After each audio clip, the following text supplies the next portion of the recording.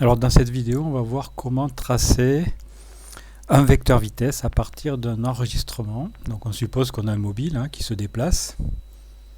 Donc voilà ce mobile, ce petit M. Il se déplace, sa trajectoire, vous la suivez, et à intervalles de temps réguliers et égaux, il va faire une trace sur le support, sur la feuille ici. La durée entre deux traces ici, c'est tau. Donc j'ai choisi 10 millisecondes. Et le but de notre problème, c'est de tracer le vecteur vitesse V2. Alors pour faire ceci, on a besoin d'une échelle des vitesses.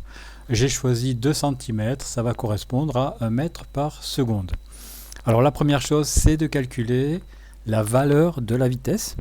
Alors pour calculer la valeur de la vitesse, on va supposer que la vitesse instantanée au point A2, c'est la vitesse moyenne entre A1 et A3. Donc on va mesurer ici la distance entre A2 et A3. Donc on va mesurer cette distance-là plus cette distance-là. Pas la distance ici A1, A3. C'est plus précis en fait de faire comme ceci. Distance parcourue, le temps parcouru, la durée de parcours, pardon, c'est quoi? C'est 2 fois tau, une fois tau ici et 2 fois tau ici. Donc on va faire le calcul. Donc ici j'ai préparé le calcul de la valeur de cette vitesse.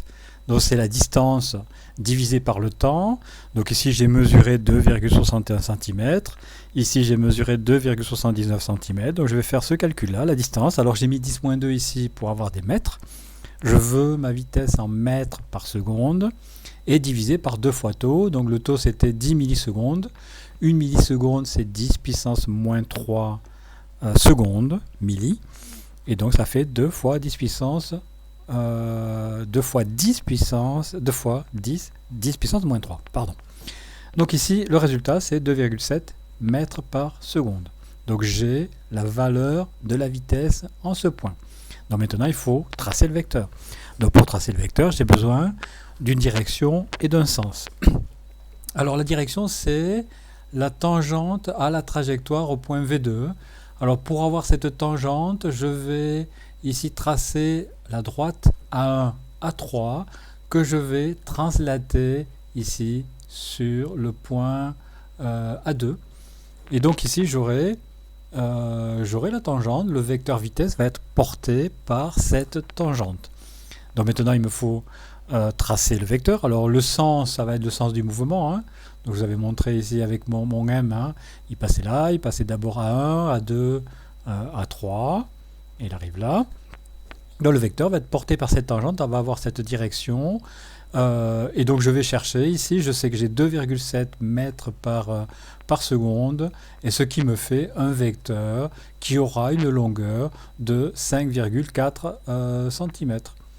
Donc ici je vais mesurer 5,4 cm et je vais placer mon vecteur ici de 5,4 cm sur la tangente dans le bon sens avec la bonne longueur. Ne pas confondre